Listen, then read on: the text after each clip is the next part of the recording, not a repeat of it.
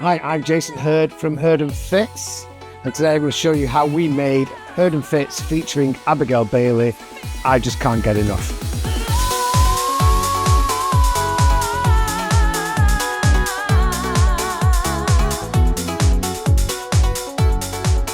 We originally did the track as just a chorus. We released it on my label, J-Funk Recordings, and Simon played it just near the end of his set. And Erick's going, oh, what's this record? What's this record? And Simon's going, Jason Hurd. Spoke to Abigail. We went and wrote all the lyrics at my house, got a basic idea for it down, and then went to the studio with Dylan Burns from Body Rockers, and we recorded Abigail's vocals and mixed it down. And yeah, the rest was history.